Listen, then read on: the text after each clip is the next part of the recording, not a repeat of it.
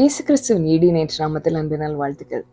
என்னை கேட்க உங்களுடைய வாழ்க்கையில் ஒரு புதிய ஒரு சீசனை ஓப்பன் பண்ணுகிறார். அது அற்புதமானதாக இருக்க போகிறது. அது எப்படிப்பட்ட மாற்றங்களை உங்கள் வாழ்க்கையில் கொண்டு வரப்போகிறது, அது என்ன செய்ய போகிறது என்பதை நம்ம கேட்கறதுக்கு முன்னாடி ஜெபிக்கலாமா? ஸ்தோத்தரிக்கிற ஆண்டவரை உம்மை துதிக்கிறோம் அப்பா, மகிமைப்படுத்துகிறோம் அப்பா. நீர் கொடுத்த இந்த வார்த்தை அநேகருடைய வாழ்க்கையை மாற்றப் போகிறதே அதற்காக நன்றி. மறுரூபமாக்க போகிறதே நன்றி ஆண்டவரே. இந்த வார்த்தையை கேட்கிற ஒவ்வொருடைய வாழ்க்கையிலும் அதை இயேசுவ நாமத்தில் ஆக்டிவேட் ஆகட்டும் ஆண்டவரே. வாழ்க்கைகள் மாறட்டும், சூழ்நிலைகள் மாறட்டும், பெரிய காரியங்களை செய்யுங்க. மீதிய நேரம் முழுவதும் பரிசுத்த ஆவியானவரை உங்கள் கண்ட்ரோலில் எடுத்துக்கொள்ளுங்க. இயேசுவ நாமத்தில் ஜெபிக்கிறோம் சுவாமி, ஆமேன். இந்த நாளிலும் கர்த்தர் சொல்லுகிறார், உங்கள் மேலே ஒரு புதிய சீசனை ஓப்பன் பண்ணுகிறேன் என்று. அந்த புதிய சீசன் அற்புதமான சீசனாக இருக்க போகிறது. இதற்கு ஆதாரமாய் ஏசாயா 62 அதிகாரம் என்னுடைய 4வது வசனம் வாசிக்கிறேன், கேளுங்க. நீ இனி கைவிடப்பட்டவள் எனப்படாமலும் உன் தேசம் இனி பாழான தேசம் எனப்படாமலும் நீ எப்சிபா என்றும் உன் தேசம் பியூலா என்றும் சொல்லப்படும். கர்த்தர் உன்மேல் பிரியமாயிருக்கிறார், உன் தேசம் வாழ்க்கைப்படும். இதுல ஒரு அற்புதமான ஒரு காரியத்தை இந்த வசனம் சொல்லுகிறது. இந்த ஏசாயா தீர்க்கதரிசன புஸ்தகமே ஒரு ரெஸ்டரேஷன், இஸ்ரவேல் ஜனங்களுக்கு நடந்த ஒரு மறுசீரமைப்பு, மறுகட்டமைப்பை பற்றி சொல்லப்படுகிற தீர்க்கதரிசன வார்த்தைகள் தான். இந்த 62வது அதிகாரம் 4வது வசனம் குறிப்பாக, உன்னுடைய பழைய நிலைமையிலிருந்து உன்னை ஒரு புதிய நிலைமைக்குள்ளால கொண்டு வருகிறேன் என்று கர்த்தர் சொல்லுகிறார். அது பழைய நிலைமை எப்படிப்பட்டதா இருக்கிற? கைவிடப்பட்ட நிலைமை, பாழான நிலைமை. அதிலிருந்து ஒரு பியூலா, எப்சிபா, அதாவது கர்த்தர் பிரியமாய் இருக்கிற ஒரு சூழ்நிலை, ஒரு திருமணமான புது மணவாட்டியினுடைய வாழ்க்கை எவ்வளவு சந்தோஷம் மகிழ்ச்சியா இருக்குமோ அப்படிப்பட்ட ஒரு மகிழ்ச்சிக்குள்ளால துக்கம், வேதனைகள் மறக்கப்பட்டு ஒரு சந்தோஷம் மிகுந்த ஒரு வாழ்க்கைக்குள்ளால கொண்டு போகிறேன் என்று கர்த்தர் சொல்லுகிறார். என்னுடைய முதல் பகுதியை பார்க்கலாம். நீ இனி கைவிடப்பட்டவள் எனப்படாமலும். நம்ம வாழ்க்கையில அநேக சூழ்நிலை கைவிடப்பட்ட அனுபவங்களை நம்ம ஃபேஸ் பண்ணியிருக்கிறோம்ல. குடும்பத்தினரால் கைவிடப்பட்டிருப்போம், நம்மளுடைய ஸ்பிரிச்சுவல் சர்க்கிள்னால கைவிடப்பட்டிருப்போம், நம்முடைய ஒர்க் பிளேஸில் நம்முடைய கொலீக்ஸ்னால கைவிடப்பட்டிருப்போம். அநேக இடத்துல கைவிடப்படும் பொழுது நம்முடைய இருதயங்கள் காயப்பட்டு அது வேதனை நிமிர்ந்து வெளியில் பார்க்க எல்லாம் ஆல்ரைட்டாக இருந்தாலும் உள்ளான மனிதன் காயப்பட்டு வேதனைப்பட்டு உடைந்து போயிருக்கிற சூழ்நிலையில என்னை கேட்கிற அநேகர் இருக்கிறீங்க. உங்களை பார்த்து தான் கர்த்தர் சொல்லுகிறார், இனி நீ கைவிடப்பட்டவள் எனப்படாமலும். எங்க போனாலும் ரிஜெக்ஷனை ஃபீல் பண்ணிட்டு இருந்தேன், எங்க போனாலும் தோல்விகளையும் கஷ்டங்களையும் ஃபீல் பண்ணிட்டு இருந்தேன். உங்க வாழ்க்கையில ஒரு புதிய சீசனை ஓப்பன் பண்ணுகிறார் கர்த்தர். இந்த சீசன் இது ஒரு புதிய மாதத்திற்கானது மாத்திரமல்ல, புதிய வருடத்திற்கானது மாத்திரமல்ல, இனி வருகிற 10 வருடங்கள், இந்த 1 டெக்கேட்க்கும் ஆண்டவர் இதை செய்ய போகிறேன் என்று சொல்லுகிறார். என்னை கேட்கிற அநேகருடைய வாழ்க்கையில் இது நடக்க போகிறது. விசுவாசிக்கிற உங்களுடைய வாழ்க்கையில் அது அப்படியே சம்பவிக்க போகிறது. God is going to start a new beginning in your life. புதியவைகளை கர்த்தர் செய்ய போகிறார். அந்த புதியவைகள் தொடர்ந்து அது மேல அனுதினம் புதிய அனுபவங்கள், அற்புதமான அனுபவங்கள், சந்தோஷம் மிகுந்த அனுபவங்கள் உங்க வாழ்க்கையில நீங்க எக்ஸ்பீரியன்ஸ் பண்ண போறீங்க. இங்க ஒரு கைவிடப்பட்ட பெண் இருக்கிறாங்க. எலியா தீர்க்கதரிசி அந்த பெண்ணை சந்திக்கிறாங்க. அவங்க பேரு சாரிபாத் விதவை. அவங்க பேர் சொல்லப்படவில்லை, அவங்க ஊரை வைத்து அவங்கள பற்றி சொல்லப்பட்டிருக்கு. அந்த சாரிபாத் விதவை மறிக்கும்படியா கடைசியா ஒரு அடைய சாப்பிட்டுட்டு மறித்திடலாம் அப்படின்னு சொல்லிட்டு அவங்க உடைந்து போயிட்டாங்க. ஏனென்றால் நாடு முழுவதும் பஞ்சம், இவங்களுக்கு உதவி செய்யறதுக்கு யாருமே இல்லை. இவங்க ஒரு விதவையானனால இவங்களுக்கு கணவர் இல்லை, கணவர் இல்லாததுனால இவங்களையும் இவங்க பிள்ளைகளையும் எல்லாரும் ரிஜெக்ட் பண்ணி ஒதுக்கி வைத்துட்டார்கள். உற்றார் உறவினர்கள் கைவிட்டு விட்டார்கள், சுற்றி இருந்தவர்கள் கைவிட்டு விட்டார்கள், அரசாங்கம் கைவிட்டு விட்டது. ஏனென்றால் அரசாங்கத்தினால இப்ப ராஜாவுக்கே உணவுக்கு தட்டுப்பாடு இருக்கிறது. ராஜாவின் படையில் உள்ள குதிரைகளுக்கு புல் தட்டுப்பாடு. தேசம் எல்லாம் அலைஞ்சிட்டு இருக்கிறாங்க. ராஜாவும் அவருடைய ஆட்களும் செய்ய வேண்டிய வேலையை விட்டுட்டு உணவுக்காக அலைந்து கொண்டு இப்படிப்பட்ட சூழ்நிலையில எல்லாரும் கைவிட்ட சூழ்நிலை இந்த சாரிபாத் விதவை என்ன நினைக்கிறாங்க, கடைசியா கொஞ்சம் மாவு இருக்கிறது, எண்ணெய் இருக்கிறது, ஒரு அப்பம் சுட்டு சாப்பிட்டுட்டு மறித்திடலாம். கைவிடப்பட்ட ஒரு சூழ்நிலை. இந்த நேரத்துல தான் ஒரு என்கவுண்டர் எலியா தீர்க்கதரிசி மூலமா இந்த சாரிபாத் விதவைக்கு வருகிறது. கர்த்தர் அந்த சாரிபாத் விதவை சந்திக்கிறார். அவருடைய வாழ்க்கையில ஒரு நியூ பிகினிங் ஆண்டவர் கட்டளை இடுகிறார். என்ன நடந்துச்சு தெரியுமா? அடுத்தது வருகிற நாட்கள் அவங்க வாழ்க்கையில புதிய புதிய காரியங்கள் ஆரம்பித்தது. இவங்க வாழ்க்கையில ஆசீர்வாதம் மாத்திரமல்ல, எந்த ஜனங்கள் இவர்களை கைவிட்டார்களோ, யார் இவங்களை ரிஜெக்ட் பண்ணாங்களோ, யார் இவங்களை திரும்பி பார்க்கலையோ, அவங்களுக்கெல்லாம் இவங்க ஒரு பிளெஸ்ஸிங்கா மாறிவிட்டார்கள். எல்லாருக்கும் எடுத்து கொடுக்கிறவர்களாய் மாறிவிட்டார்கள். எல்லாருக்கும் இவங்க மூலமா ஆசீர்வாதம். ஏனென்றால் இவங்க வீட்டுல உள்ள அந்த பானையில மா குறையவில்லை, எண்ணெய் குறையவில்லை. தொடர்ந்து தொடர்ந்து எடுத்து கொடுத்துட்டே இருக்கிறாங்க. சுற்றி இருக்கிற எல்லாரும், இவங்க உறவினர்கள் எல்லாரும் இவங்க கிட்ட இருந்து அந்த கிராமமே இவங்க மூலமா ஆசீர்வதிக்கப்படுகிறது. கைவிடப்பட்ட சூழ்நிலை இருந்து ஒரு அற்புதமான மாற்றத்துக்குள்ள கர்த்தர் அந்த சாரிபாத் விதவை கொண்டு வந்தது போல என்னை கேட்கிறவங்களுடைய வாழ்க்கையில கர்த்தர் செய்கிறார். அதே போல அந்த வசனத்துடைய அடுத்த பகுதி சொல்லுங்கிற, உன் தேசம் இனி பாழான தேசம் எனப்படாமலும் இனி பாழான அனுபவம் இல்லை என்று கர்த்தர் சொல்லுகிறார். ஆமாங்க, பாழான அனுபவம் எப்படி இருக்கும் அப்படின்னா, அது எசேக்கியேல் தீர்க்கதரிசியின் புஸ்தகம் 36வது அதிகாரம், அதனுடைய சில வசனங்களை வாசிக்கிறேன் பாருங்க. 36வது அதிகாரம் 34வது வசனம். அந்த பாழான தேசம் எப்படி இருக்கும்னா, அந்த பாழான ஒரு தேசம் அல்லது ஒரு நிலம் பாழா இருக்குது அப்படின்னா, அந்த நிலத்தை யாராவது திரும்பி பார்ப்பாங்களா? ஒரு ட்ரை லேண்டுக்குள்ள நம்ம எப்போவாவது டூர் போக விரும்புவோமா? செழிப்பான பகுதிகளை சுற்றி பார்க்க விரும்புவோம். நல்லா பிளெஸ்டா இருக்கிற ஒரு பகுதியை பார்க்க விரும்புவோம். பிளெஸ்ஸிங்கை தான் எல்லாருமே விரும்புவார்கள். பாழானது வேஸ்ட் லேண்டை பார்க்கறதுக்கு யாருமே விரும்ப மாட்டாங்க. வனாந்தரத்துக்கு யாராவது டூர் போவாங்களா? அதை பார்க்கணும்னு விரும்புவாங்களா? விரும்ப மாட்டாங்க. யாருமே திரும்பி பார்க்கப்படாத ஒரு தேசம் போல இருக்கிற நம்முடைய வாழ்க்கை. நிறைய நேரத்துல நம்முடைய சூழ்நிலை அப்படித்தான். நம்மளே ஆல்ரெடி உடைந்து போயிருப்போம். நம்மளை விசாரிக்க யாருமே இல்லாம இருப்பாங்க. நம்ம கேட்கறதுக்கு யாருமே சாப்பிட்டியான்னு கேட்கறதுக்கு யாரும் இருக்க மாட்டாங்க. நீ நல்லா இருக்கிறியான்னு கேட்கறதுக்கு யாரும் இருக்க மாட்டாங்க. யாருமே திரும்பி பார்க்க விருப்பப்படாத ஒரு அனுபவத்துக்கு கூட போய்கொண்டு இருக்கிறீங்களா? உங்களை பார்த்துதான் கர்த்தர் சொல்கிறார், உங்கள் பாழான அனுபவங்கள் மாறப்போகிறது. எசேக்கியேல் தீர்க்கதரிசி 36வது அதிகாரம் அதனுடைய 34வது வசனத்தை வாசிக்கிற பாருங்க. பாழாக்கப்பட்ட தேசம் கடந்து போகிற யாவருடைய பார்வைக்கும் பாழாய் கிடக்கிறதற்கு பதிலாய் பயிரிடப்படும். எல்லாரும் போகும்போது யாருமே திரும்பி பார்க்க மாட்டாங்க. ரொம்ப அழகா இருக்கிற ஒரு லேண்ட் இருந்துச்சு, நம்ம திரும்பி பார்ப்போம். பூக்கள் இருக்குது, கனிகள் இருக்குது, நல்ல மரங்கள் இருக்குது. பாழா இருக்குன்னா புல் ஒரே முள்காடா இருக்குதுன்னா அதுல திரும்பி பார்க்கறதுக்கு என்ன இருக்குது? பார்க்கவே விரும்ப மாட்டோம், கடந்து போயிடுவோம். அப்படி இருந்த அந்த பாழான தேசத்தை ஆண்டவர் எப்படி மாற்றாருன்னா, எசேக்கியேல் 36-35 அதனுடைய தொடர்ந்து வாசிக்கிறேன் பாருங்க. 34 வரை, முதல்ல 34 வாசி, இப்ப 35 வாசிக்கிறேன். பாழாய் கிடந்த இத்தேசம் ஏதேன் தோட்டத்தை போலாயிற்றும். உங்க வாழ்க்கையை பற்றி ஜனங்கள் சொல்ல போகிற சாட்சி இதுதான். அடுத்த 10 வருடங்கள் உங்க வாழ்க்கையை பற்றி பாக்குறவங்க ஆச்சரியப்பட்டு சொல்லுவாங்க, பாழா இருந்தாங்க, வேஸ்டா இருந்தாங்க, ஒண்ணுமே இல்லாம இருந்தாங்க, இவங்க வாழ்க்கை எப்படிங்க இப்படி மாறிடுச்சு? எப்படி இந்த பால் நிலம் ஏதேன் போல மாறிடுச்சு? எப்படி இந்த ட்ரைலேண்ட், எப்படி இது வனாந்திரம் போல இருந்தது, எப்படி செழிப்பான தேசமா மாறிடுச்சுன்னு சொல்ல போறாங்க.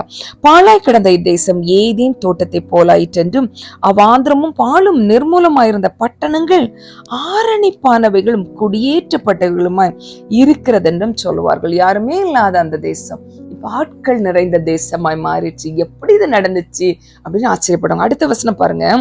கர்த்தராகிய நான், இது உங்க வாழ்க்கையில நடக்கும்போது உங்க வாழ்க்கை மூலம் கர்த்தருடைய நாமம் மகிமைப்பட போகிறது. இப்ப 36வது வசனத்தை வாசிக்கிறேன். கர்த்தராகிய நான் நிர்மூலமானவைகளை கட்டுவேன் என்றும் பாழானதை பயிர் நிலமாக்குகிறேன் என்றும் அப்பொழுது உங்களை சுற்றியுள்ள மீதியான ஜாதிகள் அறிந்து கொள்வார்கள். கர்த்தராகிய நான் இதை சொன்னேன், இதை செய்வேன். ஆமாங்க, உங்க வாழ்க்கையை பார்த்து கர்த்தர் தான் சொல்றாரு, நான் இதை சொல்றேன், உங்க வாழ்க்கையில செய்வேன். பிள்ளை இல்லதுனால உங்க வாழ்க்கை பாழா இருந்துச்சா? பினான்சியல் கிரைசிஸ்னால உங்க வாழ்க்கை பாழா இருந்துச்சா? குடும்ப சூழ்நிலை, கணவன் மனைவி இடையே இருந்த போராட்டத்தினால உங்கள் வாழ்க்கை பாழா இருந்துச்சா? எதனால் உங்க வாழ்க்கை பாழா இருந்தது? வேலை இல்லாததுனால, பிள்ளைகளுடைய வாழ்க்கை சீரிழந்ததுனால, எதனால பாழா இருந்துச்சு? எல்லாவற்றையும் சீர்படுத்துகிற கர்த்தர் இதோ இந்த நேரத்துல உங்க வாழ்க்கையில வருகிறார். மறுபடியும் உங்க வாழ்க்கையை கட்டும்படியா, உங்க வாழ்க்கையில ஒரு புதிய காரியத்தை செய்யும்படியா, அந்த புதிய காரியம் எல்லாருடைய கண்களுக்கும் ஆச்சரியமாய் மாறப்போகிறது.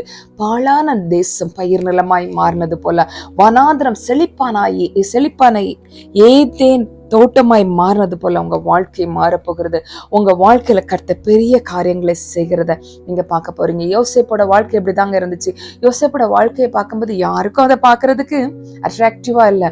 சிறைசாலையில இருக்கிறாரு, அதற்கு முன்னார அடிமையா இருக்கிறாரு, எங்கேயுமே இவருடைய வாழ்க்கை பார்க்க அட்ராக்டிவா இல்லை. ஆனா கர்த்தருடைய அந்த டைம் வந்த போது, கர்த்தருடைய ஒரு என்கவுண்டர் யோசேப் மேல வந்த போது, யோசேப்பை நோக்கி தேசங்கள் வந்தது, ஜனங்கள் கூட்டம் கூட்டமாய் வந்தார்கள்.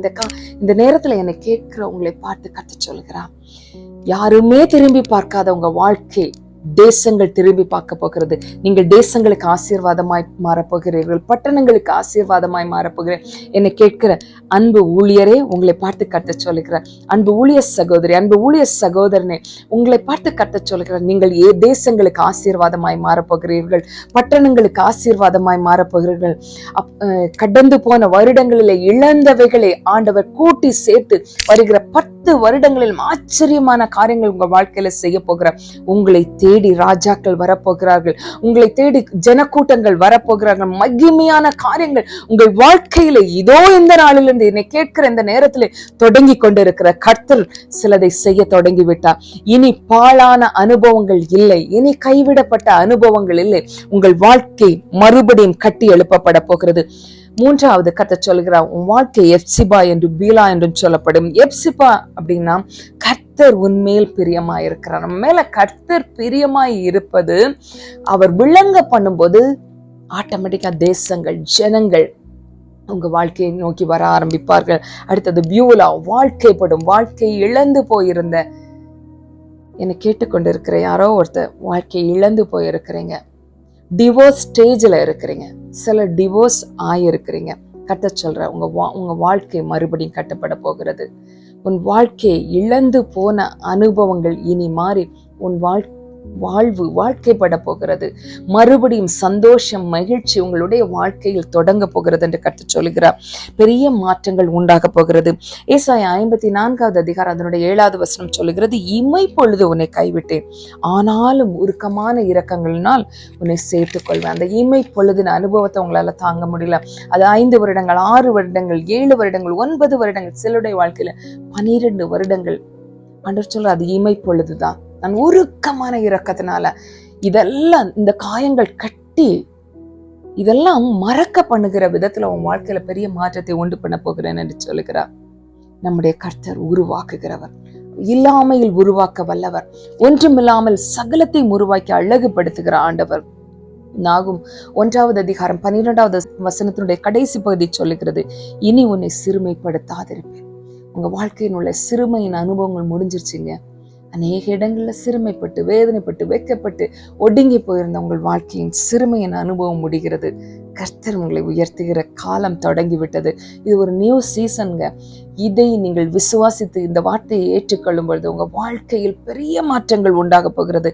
நீங்க ஆக்சிடென்ட்ல இதை கேட்கலங்க, உங்க வாழ்க்கையில கர்த்தர் புதியவைகளை செய்கிறார் என்பதற்கு ஒரு அடையாளமா தான் நீங்க இதை கேட்கறீங்க. இது உங்க வாழ்க்கையில் புதிய காரியங்களை செய்ய போகிறது. அப்போ இந்த வாக்குத்தத்தங்கள் நம்ம வாழ்க்கையில ஆக்டிவேட் ஆகணும்னா நாம செய்ய வேண்டியது ஆண்டவரோட கனெக்டடா இருக்கணும். நம் விசுவாசத்தின் எல்லைகளை பெருக பண்ண வேண்டும். நம்முடைய வாழ்க்கையில பெரிய மாற்றங்கள் உண்டாகும்படியா நாம கர்த்தருக்கு ஒப்பு கொடுக்கணும். நிறைய நேரத்துல வாக்குத்தத்தங்களை கேட்கும்போது ஹாப்பியா இருக்கும், ஆனா அதுக்கு பிறகு நம்ம விசுவாசத்துல தோய்ந்து போயிடுவோம். இந்த நாள் நான் கர்த்தர் சொல்லுகிறார். ஏசாயா 54வது அதிகாரம் அதனுடைய 2வது வசனம் சொல்கிறது, உன் கூடாரத்தின் இடத்தை விசாலமாக்கும், விசுவாசத்தை விசாலமாக்கு, உன் வாசஸ்தலங்கள் திரைகள் விரிவாக்கட்டும். உங்க விசுவாசத்தை விசாலமாக்குங்க.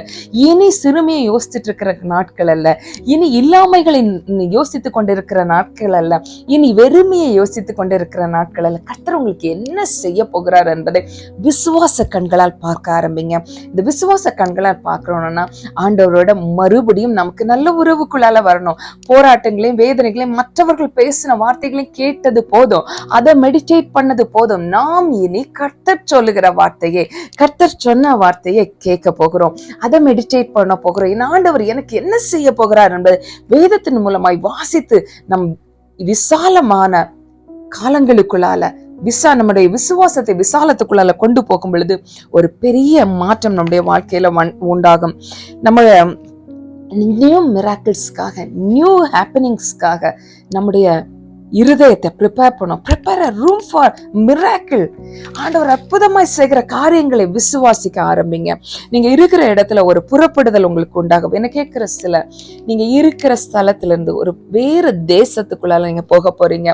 ஒரு செட்டில்மெண்ட் ஆண்டவர் உங்களுக்கு செய்ய போகிற அநேக வருடங்களை, குறிப்பா 9 வருடமா ஒரு இடத்துல சிக்கி கொண்டு இருக்கிறீங்க, போராட்டத்தின் மேல் போராட்டத்தை அனுபவித்துக் கொண்டு இருக்கிறீங்க. அந்த இடத்துல இருந்த ஆண்டவர் உங்களை இன்னொரு இடத்துல லொக்கேட் பண்ண போறாரு. அது சமாதானம், சந்தோஷம் நிறைந்த ஒரு அனுபவமாய் மாறப்போகிற உங்கள் குடும்பத்தை ஒரு new realm of blessing, new level of பிளெஸிங்குள்ளாலும் ஆண்டவர் கொண்டு போகிறார் என்பதற்கு அடையாளமாய் இன்னும் ஒரு 3 மாதங்களுக்குள் இது உங்கள் வாழ்க்கையில் சம்பவிக்க போகிறது. ஆண்டவர் சொல்லுகிறார், ஏசாயா 84வது அதிகாரம் 3வது வசனம், நீ வலப்புறத்திலும் இடப்புறத்திலும் இடங்கொண்டு பெருகுவாய். Yes, this is the word for you. நீ வலப்புறத்திலும் இடப்புறத்திலும் இடம் கொண்டு பெருகுவாய். உன் சந்ததியார் ஜாதிகளை சுதந்திரித்துக் கொண்டு பாழாய் கிடந்த பட்டணங்களை குடியேற்றுவார்கள். நம்மள ஆண்டவர் புறப்பட பண்ணுகிறது எதற்காக தெரியுமா? நாம் போகிற இடங்களில் எல்லாம் பாழாய் இருக்கிற வாழ்க்கைகள் இயேசுவ நாமத்தில் கட்டப்படும்படியா, பாழாய் இருக்கிற ஜனங்கள் இயேசுவ நாமத்தில் கட்டப்படும்படியா, பாழாய் இருக்கிற பட்டணங்கள், தேசங்கள் இயேசுவ நாமத்தில் கட்டப்படும்படியா நம் மூலம் கட்ட சிலதை செய்ய விரும்புகிறார். இந்த காலை வேளையில என்னை கேட்டுக்கொண்டு இருக்கிற நீங்க உங்க வாழ்க்கையை ஒப்பு கொடுங்க. கட்ட பெரிய காரியங்கள் உங்கள் மூலமாய் செய்ய விரும்புகிறார். நீங்க ஒரு செக்யூலர் ஜாப்ல இருக்கிறவங்களா இருக்கலாம், நீங்க மினிஸ்ட்ரி பண்றவங்களா இருக்கலாம், நோ மேட்டர், ஆண்டவருக்கு நீங்க ஒப்பு கொடுத்தீங்கன்னா உங்களை பயன்படுத்த முடியும். நீங்க இருக்கிற இடத்துல கர்த்தர் உங்களை வல்லமையா பயன்படுத்த முடியும். இனி வருகிற 10 வருடங்கள் கர்த்தர் உங்களை பயன்படுத்தி அநேகருக்கு ஆசீர்வாதமாய் வைப்பார் என்பதற்கு அடையாளமாய் வருகிற 3 மாதங்களுக்குள் சில அற்புதங்களையும் அடையாளங்களையும், சில சேஞ்சஸையும், இம்மீடியட் சேஞ்சஸ், இதுவரை இல்லாத சில குயிக் சேஞ்சஸையும், சடுதியாய் சில மாற்றங்களை உங்க வாழ்க்கையில அனுபவிக்க போறீங்க. இது அப்படியே உங்க வாழ்க்கையில் சம்பவிக்க போகிறது. நம்ம ஜெபிக்கலாமா? அப்பா, உமக்கு நன்றி. நீர் கொடுத்த நல்ல வார்த்தைக்காய் நன்றி ஆண்டவரே. நீர் சகலத்தையும் திருப்புகிறவராய் இருக்கிறீரே, அதற்காய் நன்றி. பாழானவர்களை பயிர் நிலமாக்குகிறதற்காய் நன்றி. கைவிடப்பட்ட சூழ்நிலையிலிருந்து வாழ்க்கைப்படும் சூழ்நிலைக்குள் கொண்டு போவதற்காய் நன்றி ஆண்டவரே. சாரிபாத் விதவையின் வாழ்க்கையில் செய்தது போல, யோசேப்பினுடைய வாழ்க்கையில் செய்தது போல, இஸ்ரவேல் தேசத்தினுடைய வாழ்க்கையில செய்தது போல, என்னை கேட்கிற ஒவ்வொருடைய வாழ்க்கையிலும் செய்து பெரிய காரியங்களை செய்ய போகிறீரே, அதற்காக உமக்கு நன்றி. இன்னைக்கு கைவிடப்பட்ட நிலைமையில் இருக்கிற இவர்களை தேடி ராஜாக்கள் வரப்போவதற்காய் நன்றி, ஜனக்கூட்டங்கள் வரப்போவதற்காய் நன்றி, இவர்கள் அநேகருக்கு ஆசீர்வாதமாய் மாறப்போவதற்காய் நன்றி ஆண்டவரே. இந்த வார்த்தையை கேட்கிற ஒவ்வொருடைய வாழ்க்கையில ஆமென்றும் ஆமென் என்றும் இயேசுவின் நாமத்தில் அப்படியே சம்பவிப்பதாக ராஜா. நீர் அப்படி செய்வதற்காய் நன்றி. இயேசுவின் நாமத்தில் ஜெபிக்கிறோம் சுவாமி, ஆமென். கர்த்தர் பெரிய காரியங்களை செய்கிறத பார்க்க ரெடி ஆயிக்கோங்க. எவ்ரிடே பிளெஸிங்ஸ், எவ்ரிடே மிராக்கிள்ஸ் நீங்க பார்க்க போறீங்க. God bless you.